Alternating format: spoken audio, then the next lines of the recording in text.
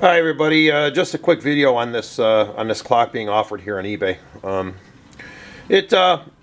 I bought this clock and another one in a collection some time ago, a long time ago. I don't have a strong interest, excuse me, in pieces like this. They're just a little too flamboyant for my conservative mannerisms. But anyway, I mean, you know, not to take anything away from it, but it's a really nice clock. It's a French clock. 8-day running duration. The movement is a Jappy Freers. I don't know if I'm pronouncing that correctly, Yappy Freers or something like that, but they're a pretty well-known movement manufacturer, or clock manufacturer, perhaps. I'm not really sure, but this one it's a very pretty clock, like I said. It's got some issues though. The movement, it appears to be very clean. I took a look at it, you know, I didn't see any sloppy pivots or anything like that, and you know, I wound it up, and the mainsprings feel really, really good. I think mechanically this thing it's in really, really nice shape. I haven't done anything with it. It's just been sitting on a shelf for years. What else? Okay, these clocks were originally, you know, gold leafed. You know, by a method, they use like sheets of gold leaf and they apply it to the base metal and, you know, polish it up in some areas. I noticed that most of the leaf or the, what do you call it? Gilded rather. It's called gilded, gilding.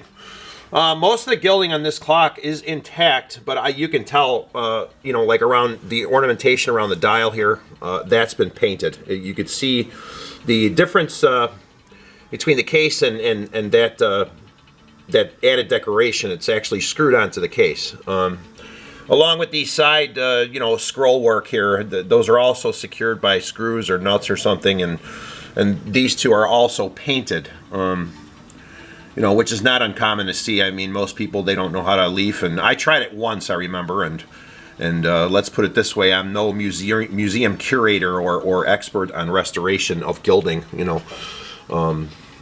But like I said, I don't have any interest in this clock. You know, I gravitate towards different types of clocks. So with that said, you know, these are painted, but they can be gilded again.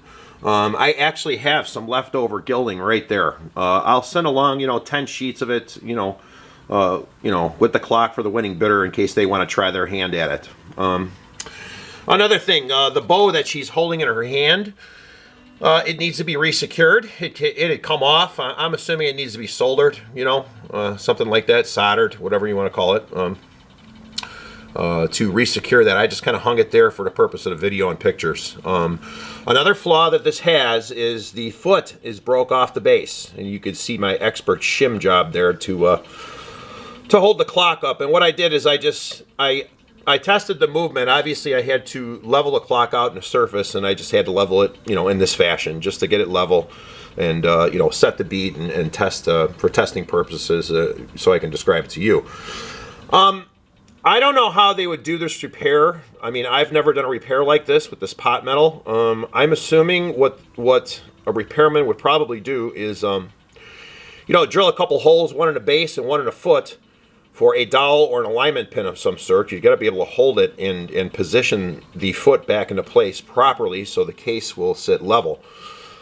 You know, some kind of alignment pin, and then fill in the space with some solder, you know, the proper solder. And file it to clean it up so it doesn't appear to have been repaired, and then leaf it. That's how I would approach it. But anyway, the movement's in great shape. Like I said, it seems to be in great shape, but the case is going to need some attention. Over here we got the pendulum, which I believe is original to the clock. I ran it and I checked it for accuracy. It's fairly accurate. You know, I'm sure it could be better, but you know, with some adjustments and paying attention to a little more detail.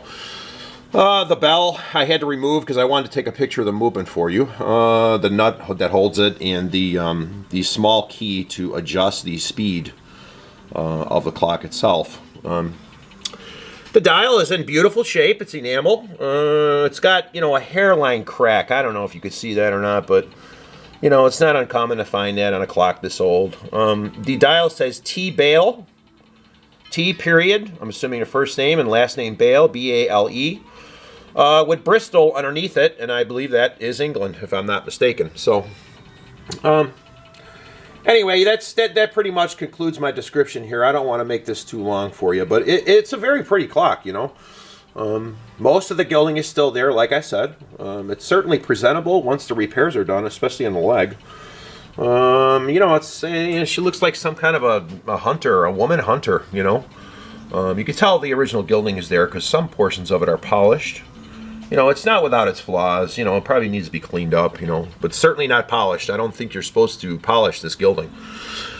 You know, she's holding an arrow there, you know, some kind of hunter woman or maybe a deity I'm not familiar with. I don't know. But she's got a little dog next to her. You know, it's just, it certainly makes an impact or a statement. I think that's about it, folks. You know, like I said, to the winning bidder, it's going to need some case repair, you know, some gilding work and some foot repair. And if they're interested, the winning bidder's interested, I'll send along some leaf, you know, some leaf gilding for it, in case you want to redo the ornamentation around the dial and the left and right of the clock there. Yeah, I don't know. I guess that's about it. You know, good luck bidding, and you know, thank you very much for your time and your consideration. I appreciate it. Happy holidays, everyone. Bye.